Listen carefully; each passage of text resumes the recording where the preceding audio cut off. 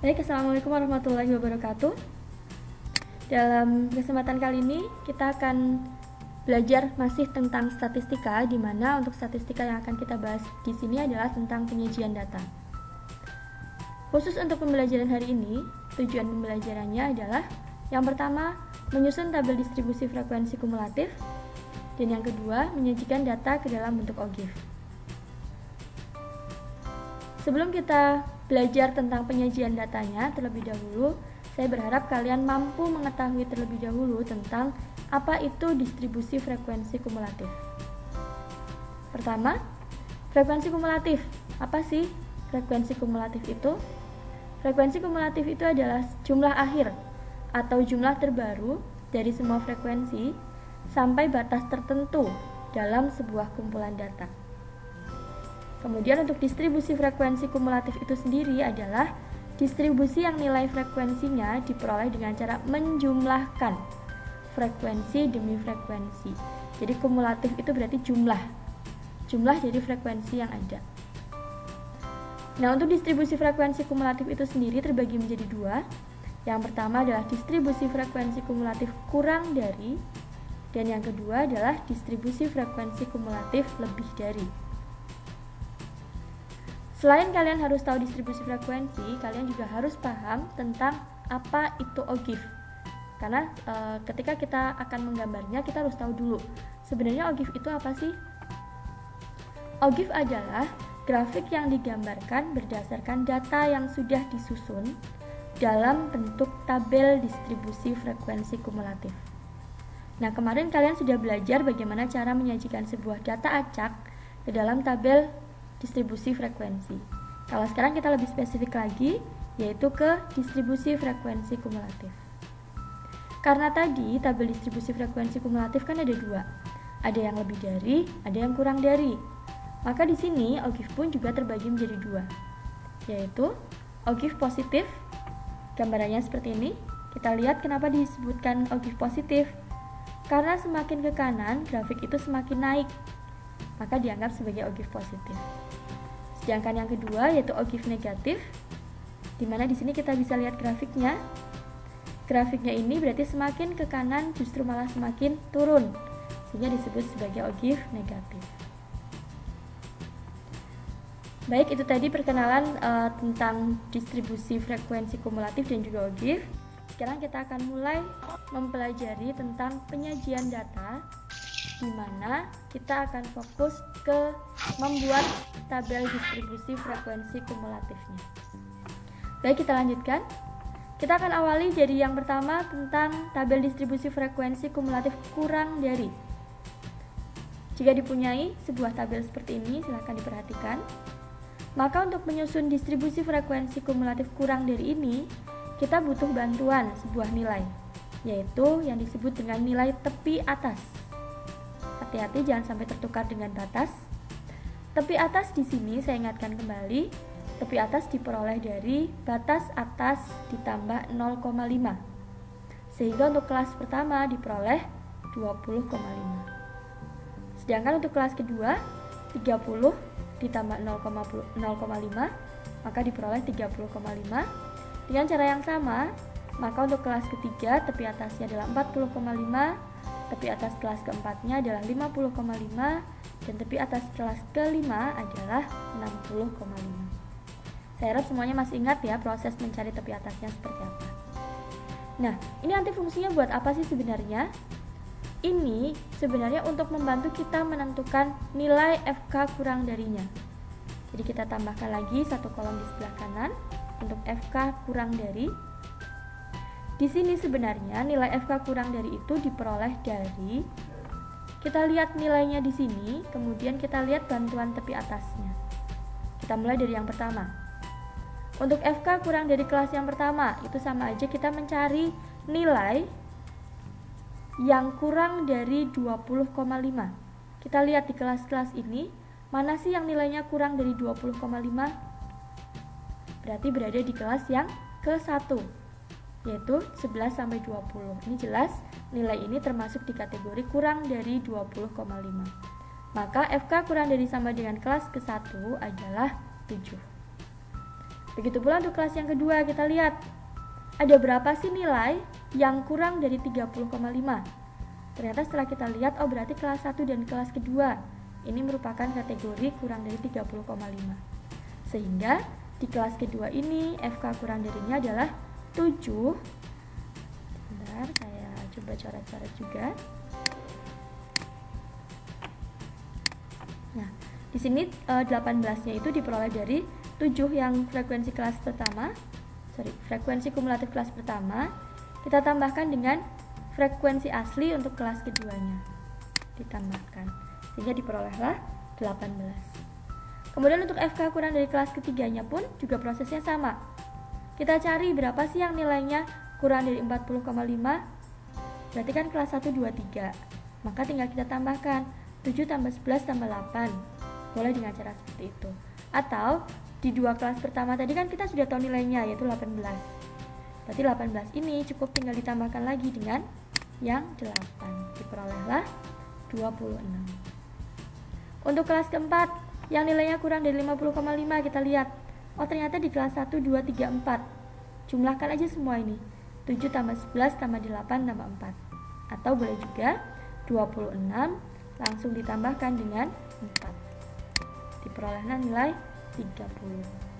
Dan kelas yang terakhir 30 ditambah 4, maka diperoleh 34. Untuk ngecek jawaban kita sudah betul atau tidak, paling tidak kita lihat frekuensi kumulatif kelas terakhir. Apakah sama dengan jumlah total frekuensi asli? Kita coba jumlahkan.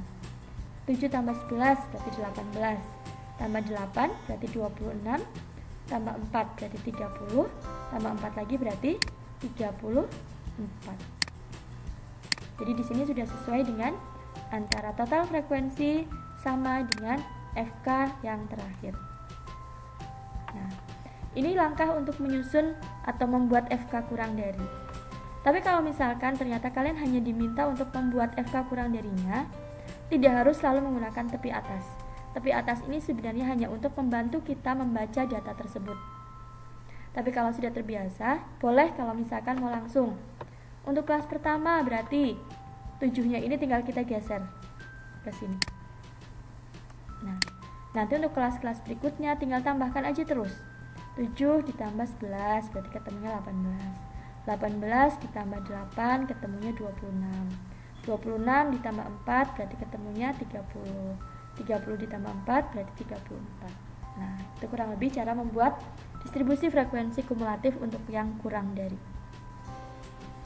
Setelah distribusi frekuensi kumulatifnya ketemu, kemudian kita bisa langsung membuat yaitu penyajian data yang C, yaitu tentang membuat OGIF. Nah, dalam hal ini kita lihat FK kurang dari nilai-nilai frekuensinya, semakin kelasnya lebih banyak, itu nilainya semakin besar. 7, 18, 26, 30, 34 kan semakin besar ya. Maka berarti kita akan membuat OGIF positif. Caranya gimana untuk membuat OGIF positif? Yang pertama buat dulu sumbu datar, kemudian buat juga sumbu tegak. Dari situ kemudian kita tuliskan bahwa untuk sumbu datar itu adalah mewakili tepi kelas atau mewakili nilai. Dan untuk sumbu tegak ini adalah mewakili FK kurang darinya.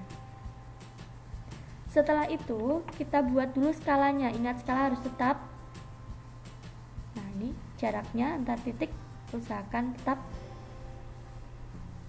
Kemudian untuk sumbu tegak pun juga sama. Untuk frekuensinya kita buat skala. Ya, jadi nggak asal aja titiknya, tapi kita buat skalanya dulu. Di sini saya menggunakan skala 5. 5, 10, 15, 20, 25, 30, dan 35. Kemudian, setelah sumbu-sumbu ini terbentuk, kita tinggal menghubungkan antara tepi atas dengan frekuensi kumulatif kurang darinya. 20,5 kita buat di sini garis bantu. Nah, kemudian FK-nya adalah 7, berarti kita hubungkan 7-nya di sini. Kita hubungkan, kemudian perpotongan garis bantu tadi kita berikan sebuah titik seperti ini. Kita lanjut sampai kelas kedua, ketiga, keempat, kelima. Sehingga terbentuklah titik-titiknya seperti ini. Nah, untuk mempermudah kita membaca OGIF tersebut, maka saran saya mending frekuensi kumulatifnya ini munculkan di titik-titik tadi. Kita tuliskan 7, 18, 26, 30, dan 34. Nah, mana yang disebut dengan ogive? Ini belum selesai ya. Setelah ketemu titiknya, kita hubungkan titik-titik itu dengan sebuah kurva lengkung. Jadi usahakan jangan menggunakan penggaris, karena kalau penggaris masih bisa dikategorikan sebagai poligon. Nah, ini kita hubungkan, ini juga kita hubungkan. Nah, ini sudah terbentuk ogive-nya. Hanya saja yang namanya ogive itu garisnya memotong di sumbu datar.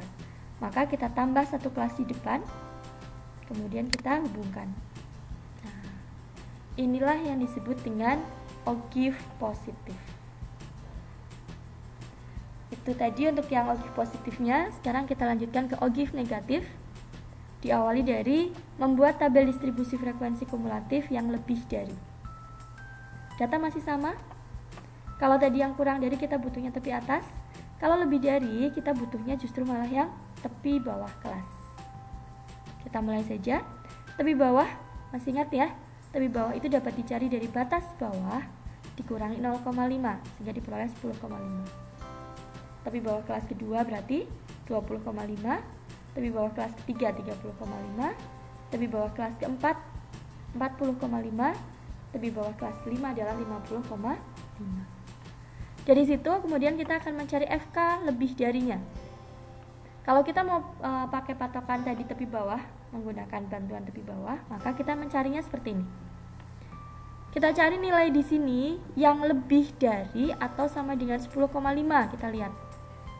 Berarti ternyata termasuk kategori itu semua. 11 sampai 20 berarti sudah termasuk lebih dari 10,5 dan seterusnya. Jadi FK lebih dari untuk kelas yang pertama ini adalah 34. Kenapa? Karena jumlah semua frekuensi ini. Kemudian kelas kedua, FK lebih darinya adalah di sini kita lihat yang lebih dari 20,5 berarti mana aja? Ya, kelas kedua, 3, 4, dan 5. Berarti yang tidak termasuk hanya yang kelas pertama saja. Maka untuk kelas kedua tinggal kurangi aja dengan 7. 34-nya dikurangi 7 sehingga diperoleh 27. Untuk kelas berikutnya gimana? Sama aja. Berarti 27-nya dikurangi 11 diperoleh 16. 16 lagi dikurangi 8 diperolehlah 8. Dan 8 dikurangi 4 sehingga diperoleh 4. Itu langkah untuk menyusun FK lebih dari. Kita lanjutkan. Langkah yang lain selain menggunakan cara tadi, kita boleh juga langsung mengerjakan dari bawah. Prosesnya hampir sama dengan yang kurang dari. Jadi 4-nya digeser dulu. 4-nya digeser. Kemudian kelas di atasnya berarti 4 ditambah 4 di sini.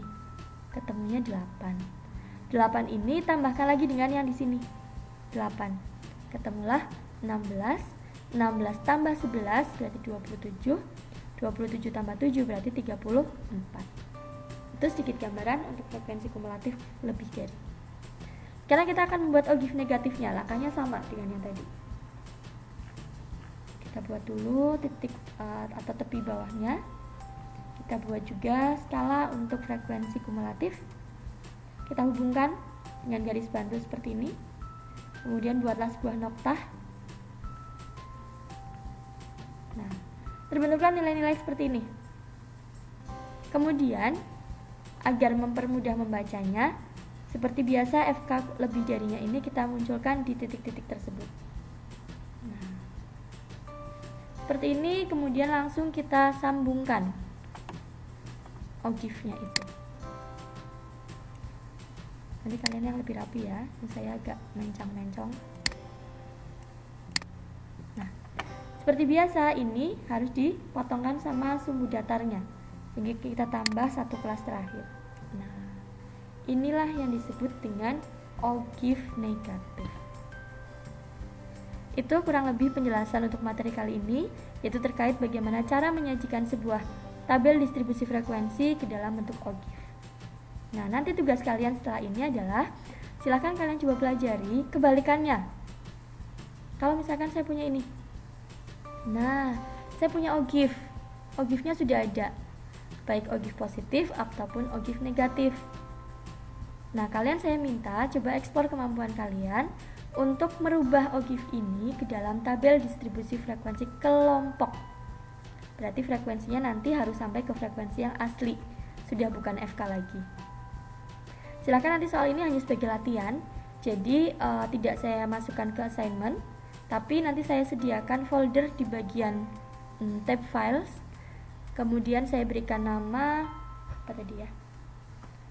Saya berikan nama apa? Latihan OGIF. Nanti saya berikan latihan OGIF. Kemudian kalian upload jawaban kalian di situ. Tapi jangan lupa hasilnya atau hasil pengerjaan kalian berikan nama lengkap. Ya, jadi dikasih file name nama lengkap kalian.